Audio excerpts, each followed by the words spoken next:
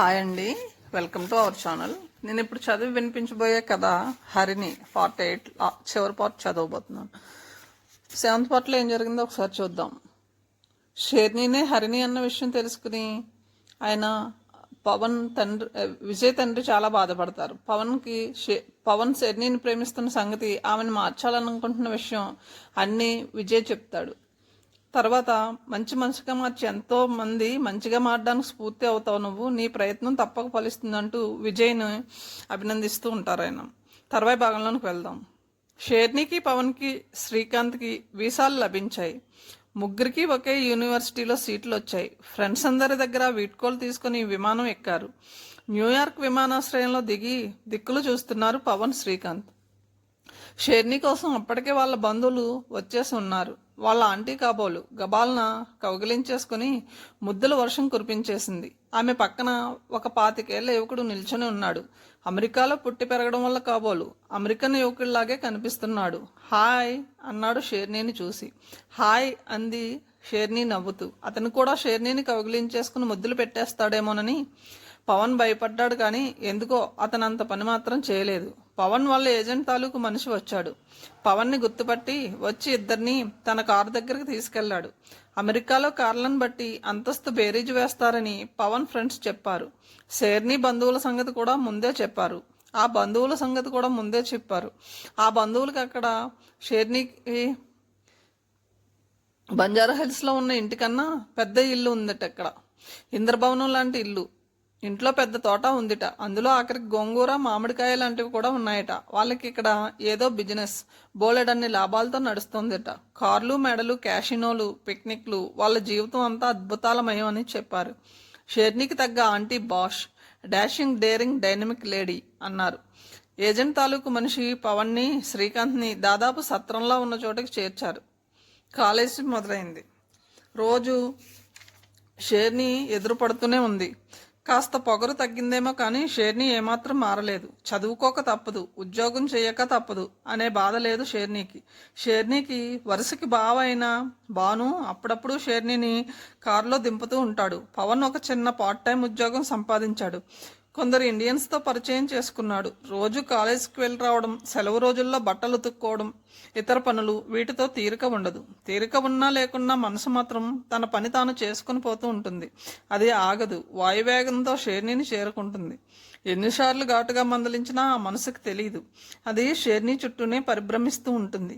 ఎందుకీ పిచ్చి, ఆమె నిన్ను ప్రేమించదు. నీకు ఆమెకు మధ్య పెద్ద అగాధం. ఎందుకు నీకు ఈ వ్యర్థఘోష అని మనసుని మందలిస్తూనే ఉన్నాడు. ఎంతో ప్రయత్నిస్తున్నాడు. ఎన్ని చేస్తున్నా ప్రతి క్షణం బిజీగానే ఉంటున్నా షేర్నీ తలపులు మాత్రం ఆగవు. ఎందుకు నన్ను వారిస్తావు? అసలు షేర్నీని చూస్తే చాలు నాకు. ఆమెని రోజుకి ఒకసారి చూస్తే ఆ దర్శనం మనసంతా నింపుకుని ఎంతో ఆనందంగా హాయిగా గడిపేయగలను. ఇది జరుగుతుందని అనుకున్నానా? ఇలా అమెరికా రాగలనని ఊహించానా? వచ్చాను. షేర్నీని ఇంకొన్నాళ్ళు చూడగలిగే భాగ్యాన్ని ప్రసాదించింది జీవితం. ఇది చాలు నా జన్మకి అనుకుంటూ ఉంటాడు. షేర్నీని చూస్తే ప్రేమ, ఆప్యాయత పొంగి పొర్లుతాయి. ఆమెని చూడగానే కొంటె నవ్వు, చిలుపుతనం అతని మొహంలోకి తన్నుకొని వస్తాయి. ఆ నవ్వు చూడగానే షేర్నీకి ఒళ్ళు మండుతుంది. ఈవ్ టీజింగ్ చేస్తున్న పనికిరాని వెధవలో ఆమె కళ్ళకి కనిపిస్తాడు. మొహం మొటమొటలాడిస్తుంది. అది చూసి మరీ నవ్వు వస్తుంది పవన్కి. తనలో ఇంత కొంటెదనం, చిలిపిదనం ఉన్నాయని ఆమెను చూసేంత వరకు అతనికి తెలియదు. ఒంటరితనం, ఏకాంతం అతనికి తెలుసు. అవి ఎంత భయంకరమైనవో తెలుసు. అన్నీ ఉండి ఎవరూ లేని ఏకాగ్గా బతికిన షేర్నీని చూస్తే అతనికి జాలి. అమెరికా రావాలని ఎందరికో డ్రీమ్. దానికోసం ప్రయత్నించిన విద్యార్థి ఉండడు. అందులో కొందరికో మాత్రమే దొరికే భాగ్యం అమెరికా రావడం. వచ్చినందుకు సద్వినియోగం చేసుకోవాలి. చదవాలి. బలవంతంగా ఏకాగ్రత తెచ్చుకుని చదువుతున్నాడు. సాంబమూర్తి అని ఒక తెలుగాయన పార్టీ ఇస్తూ తనకు తెలిసిన వాళ్ళందరినీ పార్టీకి పిలిచాడు. ఆయన శ్రీకాంత్కి బంధువు. శ్రీకాంత్ని పిలవడానికి వచ్చి అతనితో పాటు ఉన్న పవన్కి ఇంకో ఫ్రెండ్ మైత్రేయకి కూడా ఇచ్చాడు. ముగ్గురు కారిడార్లో నడుస్తున్నప్పుడు మైత్రేయ ఆ సంగతి ఎత్తాడు. నన్నెందుకు పిలిచాడు మధ్యలో? నేను ఆయనకి ఏం తెలుసని అనేశాడు మైత్రేయ. అతని మొహంలో ఏదో అనుమానం. ఇలాంటి పిచ్చి అనుమానాలు మానుకోవాలి. శ్రీకాంత్ని పిలవడానికి వచ్చి అలాగే పాప మనము అక్కడ ఉన్నామని మర్యాదకి పిలిచి ఉంటాడు. ఆయన పిలవకపోతే అప్పుడు ఇదే నువ్వు, అయ్యో నేను పక్కనే ఉన్నా నన్ను పిలవనే లేదు, నన్ను ఎంత తీసిపారేశాడు మర్యాద లేని మనిషి అని బాధపడి ఉండేవాడివి. ఇప్పుడేమో ఇలా ఏడుస్తున్నావు. ఈ రోజుల్లో మంచితనానికి విలువే లేదు. రాను రాను మనిషి తోటి మనిషిని ప్రేమించడం పోయి అనుమానించడం జరుగుతుంది అన్నాడు పవన్. మైత్రేయ్ ఎడుపు మొహం పెట్టాడు. వీడిది తప్పలేదులే, ఈ రోజుల్లో ఏం చేసినా తప్పే. మంచితనం పెద్ద శాపం. మనం ఫైనల్ ఇయర్ చదువుతున్నప్పుడు ఏం జరిగిందో తెలుసా? మా రిలేటివ్ ఒక ఆయన చాలా మంచివాడు పాపం. ఒకసారి ఆయన ఇంటికి వస్తుంటే దారిలో ఎవరో యాక్సిడెంట్ అయ్యి రక్తపు మడుగులో కనిపించాడు. ఎవరో యాక్సిడెంట్ చేసేసి పారిపోయారు. అతన్ని పట్టించుకున్న వాళ్ళే లేరు. మా బంధువు అతన్ని తన కారులో హాస్పిటల్కి తీసుకెళ్లి అడ్మిట్ చేసి బోల్డ్ సాయం చేశాడు. ఎంత చేస్తే ఆ పేషెంట్ తాలూకు వాళ్ళు వచ్చి నా గొడవ చేశారు. ఎవరో యాక్సిడెంట్ చేస్తే నువ్వెందుకు చేర్పించుతావు అని వేళ్ళకు వేళ్ళు లాగారు. ఆ తర్వాత శ్రీకాంత్ ఏదో చెప్పబోయాడు. ఆ తర్వాత ఇక చచ్చినా ఎవరికి సాయం చేసి ఉండడు. చస్తున్నా తీరిగ్గా చూస్తూ ఉండిపోతాడు కానీ తను ఇన్వాల్వ్ కాడు. ఈ లోకం ఇంతే, ఎవరినీ మంచిగా బతకనివ్వదు అన్నాడు మైత్రేయ. అంతే జరిగింది అన్నాడు శ్రీకాంత్. కానీ అది మాత్రం కరెక్ట్ కాదు. కారు యాక్సిడెంట్ అయితే కారు ఎక్కడం మానేస్తామా? ఎవరినో కరెంట్ షాక్ కొట్టిందని కరెంట్ వాడడం మానేస్తామా? మంచి పని చేయాలనుకుంటే కొన్ని చేదు అనుభవాలు కూడా ఎదురవుతాయి. అందుకని మంచి పనులు చేయడమే అసలు మానేస్తే ఇంకా వాళ్ళు మంచి వాళ్ళు ఎలా అవుతారు అన్నాడు పవన్. అడుగుల చప్పుడుకి వెనక్కి తిరిగి చూశాడు షేర్ని. అసలే పెద్దవైన కళ్ళను ఇంకాస్త పెద్దవి చేసి పవన్ వైపే చూస్తుంది. సాంబమూర్తి గారి పార్టీకి వెళ్లారు పవన్, శ్రీకాంత్. అక్కడికి షేర్ని కూడా వచ్చింది. మొట్టమొదటిసారిగా షేర్నీని చీరలో చూశాడు పవన్. గులాబీ రంగు జార్జెట్ చీరకి జరీ వర్క్ చేసి ఉంది. అదే రంగు జాకెట్టు, మెడలో ఎర్రరాళ్ళ నెక్లెస్, చెవులకి జోకాలు. షేర్నీయేనా? పవన్ ముగ్ధుడై చూశాడు. షేర్ని మొహం మొటమొటలాడించడం చూసి తన తప్పు తెలుసుకుని సర్దుకుని అతి కష్టం మీద చూపులు మరల్చుకున్నాడు. ఆ ఫంక్షన్లో షేర్ని పాట కూడా పాడింది. సింహం పాడుతుందా? శ్రీకాంత్ గొనికాడు. పవన్ నవ్వేశాడు. షేర్నీకి ఆ మాటలు వినపడినట్లున్నాయి. కోపంగా చూసింది. అమెరికాలో కూడా అనేక రకాల లాటరీలు. షేర్ని ఒకసారి లాటరీ టికెట్ కొనడం చూస్తాను కొన్నాడు పవన్. అది చాలా చిన్న స్కీమ్. గెలిచిన వాళ్ళకి సిడ్నీ ల్యాండ్ ఇంకా అలాంటివే కొన్ని చూపించి తీసుకువస్తారు. మొదటి బహుమతి. రెండవ బహుమతి మాత్రం ఉన్నాయి. వాళ్ళిద్దరిని స్పెషల్గా చిన్న ప్లేన్లో తీసుకుని వెళ్తారట. వాళ్ళు ఇండియన్స్కి, అందులో స్టూడెంట్స్కి మాత్రమే అమ్ముతున్నారు ఆ టికెట్లు. పవన్ ఎంతో గాఢంగా కోరుకునే కోరిక హరిణితో ఏకాంతంగా గడపాలని. అది తీరే కోరిక కాదని తెలుసు. అట్లాంటి అవకాశం తనకి ఎన్నడూ రాదని తెలిసిన ఆశ అన్నది మనిషికి ఊపిరి కాబట్టి ఆశ పడుతూనే ఉంటాడు. ఆ కోరిక తీరిపోయే రోజు వచ్చింది. లాటరీలో హరిణి, పవన్ సెలెక్ట్ అయ్యారు. పవన్కి అది కళా నిజమా, తను వింటున్నది నిజమేనా అర్థం కాలేదు. షేర్ని ఏదో టికెట్ కొన్నది కానీ వస్తుందని నమ్మకం లేదు అన్నాడు శ్రీకాంత్. పవన్ గుండె గుబేల్ మంది. హరిణి రావాలని 1000 దేవుళ్లకు మొక్కుకున్నాడు. ఆ రోజు విమానంలో హరిణి తను వెళ్తున్న సమయం పవన్ జీవితంలో మర్చిపోలేని క్షణాలవి. హరిని ఏం పట్టించుకోకుండా తన లోకం తాను అన్నట్లు ఉంది.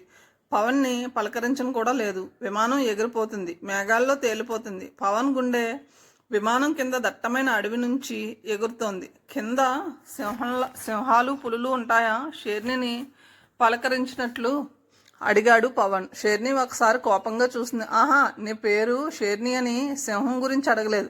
పోన్లే, టాపిక్ మార్చేస్తాను. నీకు విమానం నడపడం వచ్చా అడిగాడు పవన్. షేర్ని కోపంగా చూసి ఏదో అనబోయింది. ఇంతలో కాక్పిట్ తలుపు తెరుచుకుని ఒక అతను గబాలను వచ్చేశాడు. మీకు విమానంలోంచి దూకడం వచ్చా? పారాషూట్స్ ఉన్నాయి అన్నాడు ఆయాసపడుతూ. ఇదేంటి జోకా అన్నాడు పవన్. నీ మొహం ఏదో కొంపలు ములిగినట్లున్నాయి, ఆయన మొహం చూడు అంది హరిణి. అతను పూర్తి టెన్షన్ నిండిన మొహంతో సంగతి చెప్పాడు. విమానంలో బాంబు పెట్టారట, పేలిపోతుందట, అందుకే. పవన్ హరిణి పారాషూట్లతో కిందకి దిగిపోతే తాము తమ వాళ్ళకి వెంటనే హెలికాప్టర్ పంపమని చెప్పి తాము దిగిపోతారట. రిస్క్ తీసుకోవడం ప్రమాదం, వెంటనే దిగిపోవాలి అన్నాడు అతను. విమానం తక్కువ ఎత్తుకు దిగడం మొదలుపెట్టింది. అతను పారాషూట్స్ అందించి వాటిని ఎలా వాడాలో కూడా వివరించాడు. ఎందుకు ఇలా జరిగింది అడిగింది హరిణి. బీస్ట్ గ్రూప్ వాళ్ళు పెట్టారు. వాళ్ళకి ఏషియన్స్ అంటే పడదు.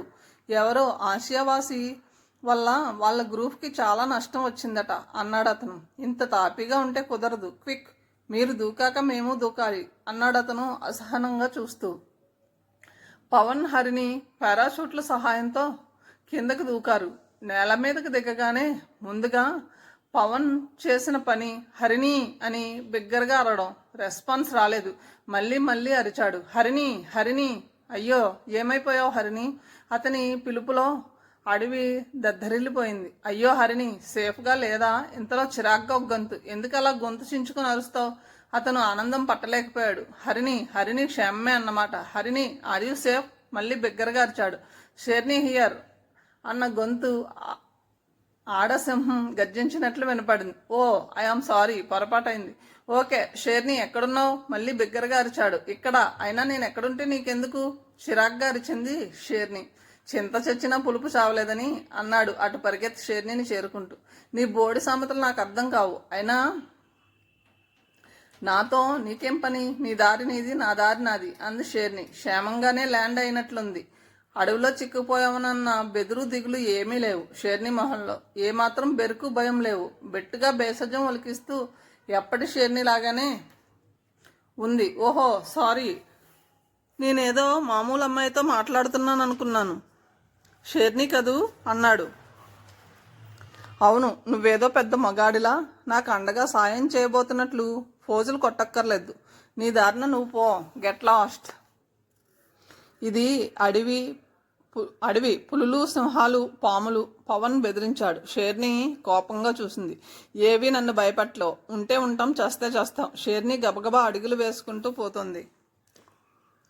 దట్టమైన ఆకుపచ్చటి వృక్షాలు, లతలు, ఆకాశానికి ఆకుపచ్చటి పందిరి వేసినట్లుంది. ఏవేవో జంతువులు పరిగెడుతున్నాయి. తప్పకుండా ఏదో ఒకటి అటాక్ చేసి తీరుతుందని అనిపించింది పవన్కి. ఓకే, నీకు భయం లేదులే, కానీ ఒంటరిగా నడవడానికి నాకు భయంగా ఉంది. ప్లీజ్, నేను ఇక్కడి నుంచి బయటపడిన దాకా నీతోనే ఉంటాను. ప్లీజ్ కాదనకు అన్నాడు ప్రార్థిస్తూ. ఓకే, నో అబ్జెక్షన్ అంది షేర్ని. చాలు చాలు, ఆ అభయం చాలు. నభయం భయం, నభయం అభయం అంటూ పాడాడు పవన్. షేర్ని బ్యాగ్ తెరిచి చూసింది. సెల్ ఫోన్ పనిచేస్తుందేమోనని ప్రయత్నించింది. పడిపోయినప్పుడు ఆ ప్రాసెస్లో సెల్ పాడైపోయినట్లుంది. మనకి ఇక్కడ ఏ దిక్కు లేదు. ఎప్పుడో రెస్క్యూ టీం వాళ్ళు వచ్చి రక్షించాలి అంతే అన్నాడు పవన్. షిట్ అంది షేర్ని. షిట్ అన్న, మై ఫుట్ అన్న, మన పొజిషన్ మాత్రం ఇది. ఇంతే సంగతులు అన్నాడు పవన్. ఇద్దరూ నడిచి నడిచి అలసిపోయారు. పవన్ ఒక చెట్టు కింద కూర్చుండిపోయాడు. ఏమనుకుందో ఏమో. షేర్ని కూడా ఆగి నిలబడింది. నువ్విక్కడే ఉండు, నేను ఇప్పుడే వస్తా అంటూ లేచాడు పవన్. ఎక్కడికి అంది హరిణి. అన్నీ చెప్పాలా? టాయిలెట్కి అని అటు తిరిగి నిలబడింది షేర్ని. ఎక్కడో సింహం గర్జించిన చప్పుడు. మళ్ళీ మళ్ళీ షేర్ని ఉలిక్కిపడింది. అంతలోనే సర్దుకుని నిర్లక్ష్యంగా నిలబడింది. అయ్య బాబోయ్, సింహంలా ఉంది. ఎలాగా? పవన్ పరిగెత్తుకుంటూ వచ్చాడు. షేర్ని నిర్లక్ష్యంగా చూస్తుంది. దా పారిపోదాం పదా అన్నాడు పవన్ వగురుస్తూ. వెదవేషాలు ఆపు అంది షేర్ని. అవేంటి? పవన్ అర్థం కానట్లు చూశాడు. సింహంలా గర్జించింది నువ్వేనని, నీకు వెంట్రిలాక్విజం, మిమిక్రీ లాంటి కళలు వచ్చని నాకు అర్థమైపోయింది. వేషాలు ఆపి మామూలుగా ప్రవర్తించు. నన్నేదో టీచ్ చేద్దామని చూస్తే ఊరుకోను. షేర్ని సింహంలా గర్జించింది. ఐఎమ్ సారీ, టీజింగ్ కాదు. ఊరికే టెన్షన్గా ఉంది కదా అని కాస్త రిలాక్సేషన్కి కామెడీ అంతే. అయినా ఎలా కనిపెట్టావు? సింహాలు ఎప్పుడు గ్రూప్గా వస్తాయి, ఒక్కటే గర్జించుకుంటూ రాదు. డిస్కవరీ ఛానల్ చూస్తుంటావా? ఏదో నీకెందుకు? అయినా నేను భయపడి ఏడుస్తే పరిగెడుతుంటే నీకు కామెడీగా ఉంటుందా? షేర్ని గర్జించింది. సారీ, క్షమించు అనేసి మళ్ళీ గబగబా నడుస్తోంది షేర్ని. మౌనంగా ఉంటే బలం పెరుగుతుందట. అందుకే స్వామీజీలు, మహానుభావులు అంతా మౌనవ్రతం చేస్తారు. నీకు బాగానే నాలెడ్జ్ ఉందే. Thanks again. షేర్ని ఇంకేం మాట్లాడకుండా నడుస్తుంది. నడిచి నడిచి అలసిపోయారు. ఇంకా నడవలేను బాబు. షేర్ని ఒక చోట కూలబడిపోయింది. అమ్మయ్యా, ఇన్నాళ్ళకి నీ నోటి వెంట నీకు చేత కాదని ఒక్కసారి విన్నాను. షేర్ని వినిపించుకోలేదు. చుట్టూ చూస్తుంది. కాస్త మైదానం లాంటి ప్రదేశం కనపడితే బాగుండును. రెస్క్యూ టీం వచ్చినా వెంటనే వాళ్ళకి కనిపిస్తాం అంది. అవును, నడుస్తుంటే అదే కనిపిస్తుంది. కాసేపు నడిచారు. అనంతంగా కనిపిస్తున్న చెట్లు పలచబడ్డాయి. ఖాళీ ప్రదేశం కనిపించవచ్చనే ఆశ కలిగింది ఇద్దరికి. నీటి శబ్దంలా వినిపిస్తుంది. ఏదన్నా నది ఉందేమో అంది షేర్ని. ఇద్దరూ ఆశగా పరిగెత్తి చివరకు ఒక ప్రాంతం చేరారు. అక్కడ నదీ ప్రవాహం కనిపించింది. ఒడ్డున ఏవో చెట్లకి పళ్ళు కూడా కనిపించాయి. ఆకలేస్తుంది అంటూ ఆ చెట్ల వైపు వెళ్ళబోయాడు పవన్. ఏ పండు పడితే ఆ పండు తినేయకు, కొన్ని పళ్ళు తింటే పిచ్చెక్కుతుందట, బీ కేర్ఫుల్ అంది షేర్ని. నువ్వు జాగ్రత్తగా ఉండు, నీకు అసలే పిచ్చుంది అన్నాడు పవన్. షేర్ని కోపంగా చూస్తుంది. చీకటి పడింది. నడిచి నడిచి అలసిపోయి ఉన్నారు. ఆకలి దంచేస్తుంది. కానీ ఏది తినాలన్నా భయమే. ఎక్కడన్నా కాస్త శబ్దం వినిపిస్తే చాలు, ఏదన్నా హెలికాప్టర్ వచ్చిందేమోనని ఆశగా చూస్తున్నారు. ఏదీ లేదు. ఇక ఇంతే, ఇవాళకి భోజనం లేదు, ఇలాగే పడుకుని నిద్రపోవాలి, చలికి చేస్తాం అంది షేర్ని. నువ్వేమనుకోనంటే ఒక మార్గం ఉంది. షేర్ని కోపంగా అనుమానంగా చూసింది. పవన్ గట్టిగా నవ్వేశాడు. ప్రతిదీ మిస్అండర్స్టాండ్ చేసుకుంటావేం? చలిమంట వేసుకుందామని. అలా అయితే వైల్డ్ యానిమల్స్ కూడా మన దగ్గరికి రావు. ఓకే అంది షేర్ని. సరే, మరి నీ దగ్గర అగ్గిపెట్టు కానీ లైటర్ కానీ ఉన్నాయా? ఒళ్ళు దగ్గర పెట్టుకుని మాట్లాడు. నా దగ్గర ఎందుకుంటాయి? కోపంగా అంది షేర్ని. అమెరికా వచ్చాక సిగరెట్ ఏమైనా అలవాటైందేమోనని. ఓ సారీ, అయితే మరి నా దగ్గర లేవు. ఎట్లా మరి? మంట ఎలా వేయాలి? షేర్ని సమాధానం చెప్పలేదు. పవన్ అటు ఇటు పరిగెత్తి చితుకులు, ఎండు ఆకులు, కర్రలు పోగు చేశాడు. 2 రాళ్లని ఆదిమ మానవుళ్ళ కొట్టడం మొదలుపెట్టాడు. ఎంతో సేపటికి అతని కృషి ఫలించింది. మంట వెలిగింది. అమ్మయ్య, ఈ రాత్రికి ఇంక పర్వాలేదు అన్నాడు. పడుకో అన్నాడు పవన్. ఎక్కడా? షేర్ని దిక్కులు చూసింది. ఇక్కడ ఫోమ్ పరుపులు, దిల్లు ఉండవు, నేల మీదే పడుకోవాలి. షేర్ని ఒకసారి ఆకాశం వైపు చూసింది.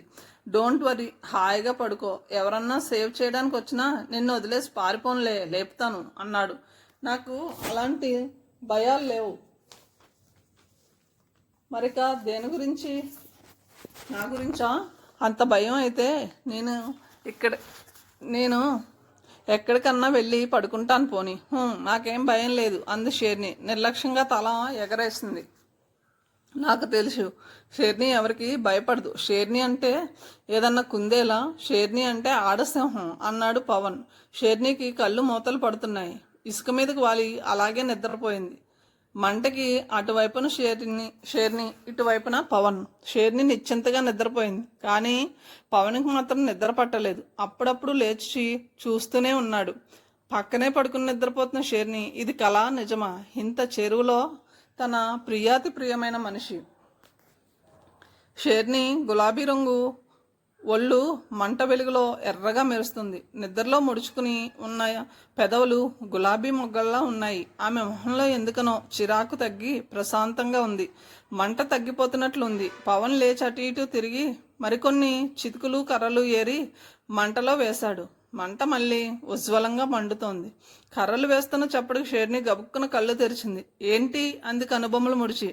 ఇంకొన్ని పుల్లలు వేస్తున్నాను, మంట చల్లారిపోయేట్లు ఉంది అన్నాడు పవన్. ఓహో అంది షేర్ని. నిద్ర పట్టలేదా అడిగాడు పవన్. హాయిగా పట్టింది, నీ చెప్పుడికి మెలకు వచ్చింది. మళ్ళీ పడుకో. ఆమె కనుబొమ్మలు ముడుచుకునే ఉన్నాయి.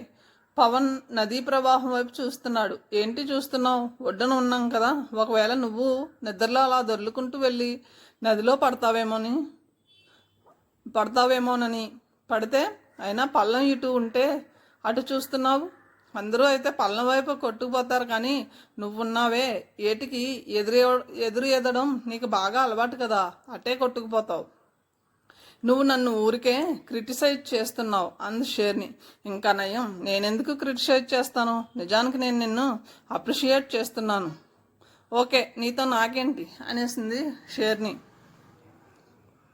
ఎప్పుడూ అయితే అంతే అనుకో, కానీ ఇప్పుడు మన ఇద్దరం కలిసి జీవించాలి కదా. నీ మొహం తెల్లవారుగానే హెలికాప్టర్ వస్తుంది, ఏదో జీవితాంతం కలిసి బ్లూ లాగూన్ సినిమాలో లాగా జీవిస్తాం అనుకోకు అంది షేర్ని. నీ మొహం, అసలు మనం ఎక్కడ దిగామో వాళ్ళకి తెలియకపోతే ఎప్పటికీ రారు. షేర్ని జవాబు చెప్పలేదు. సారీ, కోపం వచ్చిందా? ఊరికే జోక్ వేశానంతే, వాళ్ళు తప్పకుండా వస్తారు, బీ హ్యాపీ. నువ్వు ఇంకెక్కడైనా దిగి ఉంటే బాగుండేది అంది షేర్ని. ఎవరికి? నాకా? పవన్ నవ్వేశాడు. ఎందుకు నవ్వుతావు? కోపంగా చూసింది షేర్ని. మిగతా వాళ్ళు ఎక్కడున్నారో పాపం అన్నాడు పవన్. ఏమో పాపం అంది షేర్ని. అదేంటి, సింహంలా మాట్లాడవలసిన నువ్వు మనిషిలా మాట్లాడుతున్నావేం? అంటే ఎవడెట్లా పోతే నాకేం అనుకోవాలి కదా నువ్వు. మరింత సానుభూతిగా పాపం అన్నావంటే నవ్వాడు పవన్. అసలు నీతో మాట్లాడడం బుద్ధి తక్కువ. ఆ బీస్డ్ గ్రూప్ వాళ్ళు మూలంగా ఇట్లా నీతో గడపాల్సి వచ్చింది. పవన్ ఏం మాట్లాడలేదు. వాళ్ళకేమన్నా బుద్ధుందా? ఎవడో ఏదో చేశాడని ఇక ఆ జాతినందరినీ ద్వేషిస్తారా అంది షేర్ని. నీ దగ్గరికి వచ్చేసరికి అర్థమైందా అన్నాడు పవన్. ఆ రాత్రి గడిచిపోయింది. రాత్రి అప్పుడప్పుడు ఆకాశం వైపు చూస్తూనే ఉన్నాడు పవన్. హెలికాప్టర్ వస్తుంది ఏమోనని. తెల్లవారిపోయింది. నది దగ్గర మొహం కడుక్కున్నారు. ఈ లోపల షేర్ని పవన్ని కొద్దిగా నమ్మటం మొదలుపెట్టింది. ఏ పండు తింటే మంచిది, ఏది మంచిది కాదు, ఏ జంతువు ఎలా బిహేవ్ చేస్తుంది, దేన్ని ఎలా ఎదుర్కోవాలి, దేని నుంచి ఎలా తప్పించుకోవచ్చు అన్నీ పవన్కి చెప్పడం మొదలుపెట్టింది. అన్నిటికన్నా క్రూరమైన భయంకరమైన జంతువు మనిషే. వేరే జంతువులేవి అనవసరంగా అటాక్ చేయవు అన్నాడు పవన్. షేర్ని వింతగా చూసింది. నేను జీవితాన్ని చాలా చూశాను. నువ్వు నాకేం టీచ్ చేయక్కర్లేదు అంది. నీ మొహం చూసావు అన్నాడు పవన్. షేర్ని కోపంగా చూసింది. ఏంటి నీ ఉద్దేశం అంది క్రూరంగా చూస్తూ. అదిగో అలా క్రూరంగా చూడడమే మానుకోమంటున్నాను. నీకు అసలు జీవితం అంటే ఏమిటో కూడా తెలీదు అన్నాడు పవన్. ఏడుసావు అంది షేర్ని కోపంగా చూస్తూ. ఏడవలేక నవ్వుతున్నాను. నీకు అసలు జీవితం అంటే ఏమిటో తెలిస్తే ఎన్నటికీ ఇలా ప్రవర్తించవు అన్నాడు పవన్. నీకు మాట్లాడడం చేతకపోతే నోరు మూసుకో అరిచింది షేర్ని. ఎన్నడూ ఒక్క మాట కూడా ఎక్కువ మాట్లాడిన షేర్నికి ఎందుకో ఆవేశం వచ్చేసింది. అసలు నేను నీకేం తెలుసని ఇలా మాట్లాడుతున్నావు అంది అరుస్తూ. మనిషిని దేన్ని బట్టి తెలుసుకుంటారు అడిగాడు పవన్. మాటల బట్టి, ప్రవర్తన బట్టి. అవునా? నీ ప్రవర్తన దురహంకారంతో ఎంత ఘోరంగా ఉంటుందో అనలైజ్ చేసుకో. ఇప్పుడు నీకు కావలసినంత తీరిక ఉంది. ఎవరన్నా వచ్చి రక్షిస్తారేమోనని ఎదురు చూడడం తప్ప మరో పని లేదు. నీకు కావలసిన పల్లో దుంపలో నేనే వెతికి కొట్టుకొస్తాను. తీరిగ్గా ఈ బండ మీద కూర్చుని ఆలోచించుకో అన్నాడు పవన్. నీకు నా గురించి మాట్లాడే అర్హత లేదు అంది షేర్ని. అవును, డబ్బులో మీకన్నా చాలా తక్కువ. కాదు, డబ్బుని నేను ఎప్పుడూ కేర్ చేయను. మరి వ్యక్తిత్వంలో, మానసికంగా మేమెంతో ఉన్నతులం. మా గురించి ఆలోచించే అర్హత కూడా ఈ లోకానికి లేదు. ఈ లోకంలో అంతా దుష్టులు, దుర్మార్గులు. అవును, మీరు ఒక్కరే చాలా మంచివాళ్ళు. మిగతా అంతా కపటం, మోసం, ద్రోహం వెక్కిరింపుగా అన్నాడు పవన్. నన్ను రెచ్చగొట్టకు అంది షేర్ని. రెచ్చగొట్టడం కాదు, నిజం ఏమిటో తెలుసుకోమంటున్నాను హరిణి. షటప్. నేను ఆ మాట అనగలను హరిణి. నీకు జీవితం అంటే తెలుసన్నావు. నీకేం తెలియదని నేను క్షణంలో రుజువు చేయగలను. ఎలా చేస్తావు? షేర్ని ఛాలెంజింగ్గా చూసింది. జీవితంలో పూర్ణ సత్యం అంటూ ఉండదు, అవునా అడిగాడు పవన్. అవును. మరి పూర్ణ సత్యం అంటే అబ్సల్యూట్ ట్రూత్ అనేది లేదు. ఎవడూ పరిపూర్ణుడు కాడు, ఎవడూ పురుషోత్తముడు కాడు, పర్ఫెక్ట్ జెంటిల్మెన్ అని ఎవ్వడూ ఉండడు. అవకాశాన్ని బట్టి మనిషి మారుతూ ఉంటాడు. 199 మందిలో ఇదే జరుగుతుంది. అవును, ఎక్కడో 100కో కోటికో ఒకరు మాలాంటి ఉన్నతులు, హై స్టాండర్డ్స్ కలిగిన వాళ్ళు ఉంటారు గర్వంగా చెప్పింది షేర్ని. అవునా? నీ అభిప్రాయం, నీ పట్ల నీకున్న అభిప్రాయం అది కదా. మరి నువ్వంత పర్ఫెక్ట్ మైండ్ ఉన్నదానివైతే ఇందాక అలా ఎందుకు తిట్టావు అడిగాడు పవన్. ఎవరిని తిట్టాను? అదే బాంబు పెట్టిన వాళ్ళని. ఏమన్నావు? ఎవడో ఒకడు చేసిన దానికి అందరినీ బలి చేయాలా అన్నావు. అవునా? నువ్వు అన్నది అక్షరాలా నిజం. లోకంలో ఎందరో మనుషులు ఉంటారు. మంచివాళ్ళు ఉంటారు, చెడ్డవాళ్ళు ఉంటారు. ఒకరు ఏదో నీకు అన్యాయం చేశాడని సమస్త మానవ జాతిని ద్వేషించిన నీకు వాళ్ళని తిట్టే అధికారం ఎక్కడుంది? అలా అయితే వాళ్ళని వాళ్ళు సమర్థించుకుంటారు. ఒకడేదో చేస్తాడు, ఆ చేసిన వాడి జాతినో దేశాన్నో ద్వేషించి ఇంకొకడు వాళ్ళందరినీ నాశనం చేయాలని బయలుదేరతాడు.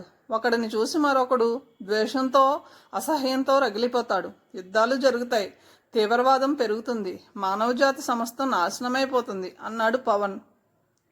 షేర్ని కోపంగా చూస్తుంది. ఉన్నట్లుండి తటాలను అక్కడి నుంచి బయలుదేరింది.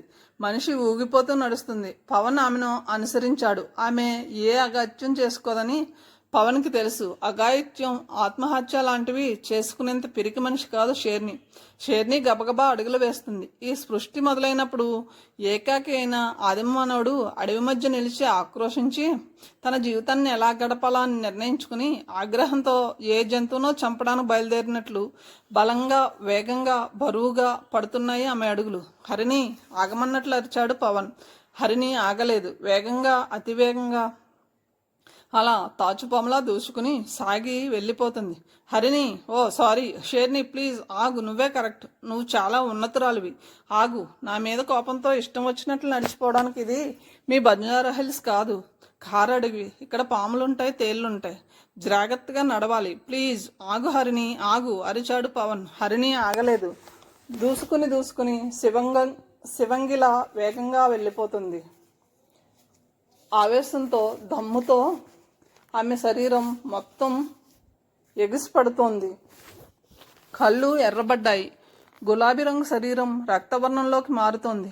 హరిణి అరిచాడు పవన్. హరిణి హఠాత్తుగా ఆగిపోయింది. ఒక చెట్టు కిందకి చేరి కోపంగా చూస్తుంది. ఆ చెట్టుకి ఎర్రటి పళ్ళు బోలెడన్ని వేలాడుతున్నాయి. గుత్తులుగా ఉన్న ఆ పళ్ళల్లోంచి తటాలన కొన్ని పళ్ళు తుంచింది. గుబుక్కున వాటిని నోట్లో వేసుకుంది. ఏమిటవి అడిగాడు పవన్. విషం అంది హరిణి కోపంగా చూస్తూ. అంతే, పవన్ కూడా కొన్ని పళ్ళు తుంచి నోట్లో వేసుకుని నమిలి మింగేశాడు. హరిణి నిర్ఘాంతపోయింది. నేను జీవితమంతా బోల్డని కష్టాలు పడ్డాను, నాకు జీవితం మీద ఆశ లేదు, కానీ నువ్వెందుకు అవి తిన్నావు, చస్తావు మరి అంది. చావని, చచ్చే ముందైనా కొన్ని నిజాలు తెలుసుకోవాలి. పవన్కి మత్తు వచ్చేస్తుంది. ఒళ్ళు మద్దుబారిపోవడం అతనికి స్పష్టంగా అర్థమవుతుంది. ఏమిటా నిజాలు అడిగింది హరిణి. చెబుతాను, నువ్వు హరిణివే కదూ. హరిణి కళ్ళు పేలిపోయేలా చూసింది.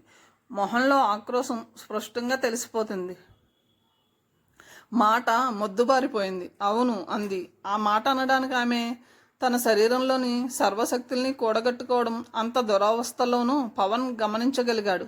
తనను తాను రూపుమాపుకుని మనసుని, ఆత్మని, అంతరంగాన్ని సర్వం హరిణి నుంచి షేర్నీగా రూపాంతరం పొందిన ఆమెకి ఇది పెద్ద అగ్ని పరీక్షలా అనిపించింది. ఆ పరీక్షలో విజయం పొందిన విద్యార్థిలా ఎలాగో ఆ మాట అనగలిగింది. తనను తాను హరిణిగా ఒప్పుకోగలిగింది. చాలు హరిణి, చాలు. నువ్వు షేర్నివి కాదు, హరిణివి, నా హరిణివి. పవన్ ఆమెని హత్తుకోవడానికి ముందుకి అడుగు వేయబోయి తూలి పడబోయి ఆగాడు. ఆగు అరిచింది హరిణి. హరిణి ప్లీజ్, చావుకి దగ్గరలో ఉన్నాం. ఇకనైనా నిజాలు తెలుసుకుని చావడం నయం. నువ్వు మారాలి. నిన్ను మార్చాలని చచ్చేదాకా పాకులాడాను. ఎందుకంటే నువ్వు ఒక మంచి మనిషివి. ఒక్క సంఘటనతో నువ్వు మారి లోకాన్ని ద్వేషించకూడదు. నువ్వు ప్రేమమూర్తివి. ద్వేషం నిన్ను శాంతిగా ఉండనిచ్చిందా హరిణి? చెప్పు, ఏ క్షణమైనా విశ్రాంతిగా హాయిగా ఉండగలిగావా? లేదు, హరిణి సూటిగా సమాధానం చెప్పింది. అవునా? హరిణి, ద్వేషం ద్వేషాన్ని చల్లార్చదని గౌతమ బుద్ధుడు ఏనాడో చెప్పాడు. ద్వేషాన్ని ప్రేమతో జయించాలి. హరిణి ప్లీజ్, నీ మనసులోంచి ద్వేషాన్ని తుడిచేయి. ప్రేమ, శాంతి దైవానికి మరో రూపాలు. సైతాన్ని తరిమికొట్టి దైవాన్ని నీ మనసులోకి ఆహ్వానించు అన్నాడు పవన్ తడబడుతూ తూలుతూ. ఓకే, ఇంతకుముందు ఈ మాటలు చెప్పావంటే అర్థం ఉంది. అప్పుడు నన్ను ప్రేమిస్తున్నానన్నావు. పెళ్లి ఆశ ఉండేదేమో. చచ్చే ముందు కూడా ఎందుకు ఈ జ్ఞానబోధ అడిగింది హరిణి. ఎందుకంటే నేను నిన్ను అతి ప్రగాఢంగా ప్రేమించాను కాబట్టి. ఆ ప్రేమ శరీరానికి సంబంధించింది కాదు. నీ మనసుని, నీ ఆత్మని నేను ప్రేమించాను. ఆ మనసు ద్వేషంతో నిండి పగతో ఆ ఆత్మ అపవిత్రమై అయిపోకూడదు. నేను దేవుణ్ణి నమ్ముతాను. నీ ఆత్మకు కూడా ఉత్తమ గతులు కలగాలన్నదే నా ఆశ. ఓహో, పవిత్ర ప్రేమికుడు కదూ. హరిణి విరగబడి నవ్వింది. నవ్వుతూనే ఉంది. పవిత్ర ప్రేమ, అమలిన శృంగారం కేవలం ఆత్మలకే పరిమితమైన ప్రేమ. హరిణి ఇంకా విరగబడి నవ్వుతూనే ఉంది. నువ్వు నవ్వుతూ బతకాలి. పవన్ ఇంకా ఏం మాట్లాడలేకపోయాడు.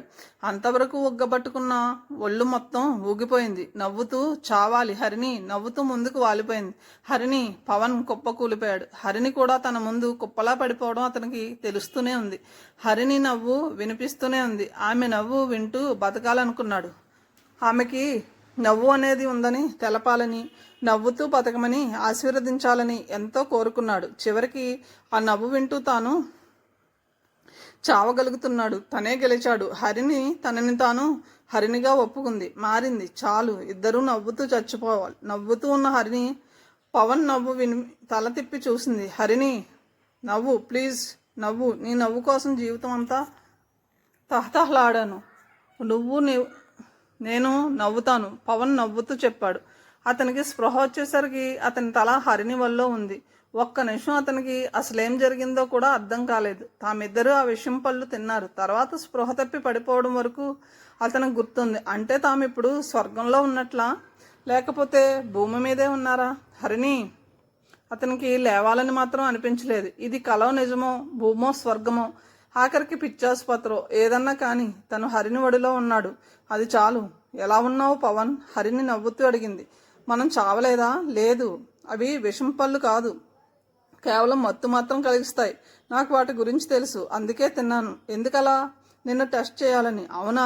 పవన్ తటాలను లేచి కూర్చున్నాడు. రిజల్ట్ ఏమిటి? నా వల్లో పడుకున్నావంటే రిజల్ట్ ఏమిటి? యాహూ! ఒక్కసారి లేచి గంతలు వేశాడు పవన్.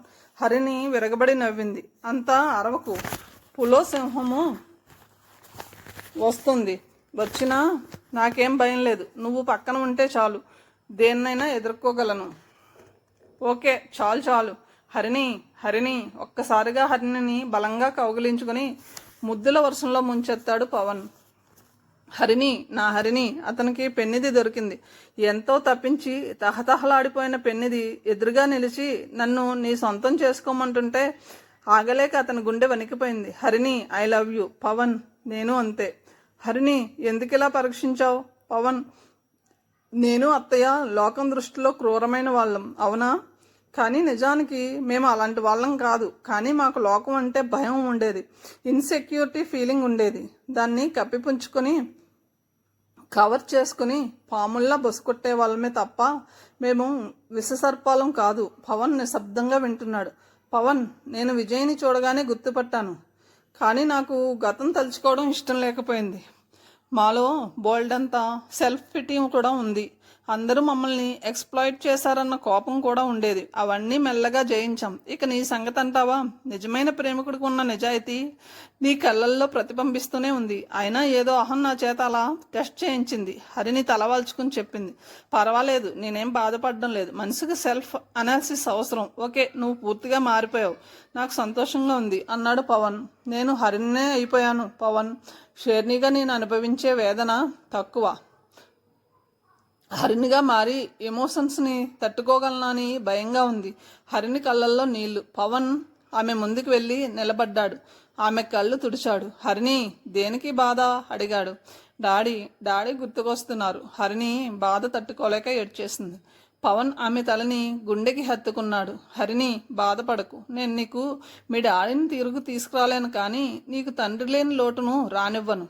నీకు తల్లి తండ్రి సర్వం నేనై నిలుస్తాను. పవన్ మెల్లగా చెప్పాడు. పచ్చటి పందిర లాంటి చెట్లు, లతలు, అక్షతలు కురిపిస్తున్నట్లు రాలుతున్న పూలు, ప్రకృతి మాట ఒడిలో హరిణికి ఆ మాటలు అమృతపు జల్లులా అనిపించాయి. పవన్ అతన్ని హత్తుకుపోయింది. అతని చెయ్యి ఆమె వీపుని నిమురుతోంది. ఆ చేతిలోంచి ఏదో బలం తన ఒంట్లోకి ప్రవహిస్తున్నట్లు అనిపిస్తుంది హరిణికి. తనకి మంచి భర్త దొరకాలని డాడీ ఎంతగా కోరుకుని ఉండుంటారో, పవన్ని చూస్తే ఎంత సంతోషించి ఉండేవాళ్ళో. డాడీ, ఆమె గుండె ఆవేదనగా పిలిచింది. కృష్ణప్రసాద్ బదులిచ్చాడా అన్నట్లు ఆ అడవి ప్రశాంతంలోంచి ఒక శబ్దం. హెలికాప్టర్ అన్నాడు పవన్. వాళ్ళని ఆశీర్వదించడానికి దివి నుంచి భూమికి దిగుతున్న దేవదూతల మెల్లగా కిందకి వస్తుంది ఆ హెలికాప్టర్. కథ సమాప్తం అండి. తిరిగి మరొక మంచి కథతో కలుద్దాం. Thank you. Please subscribe my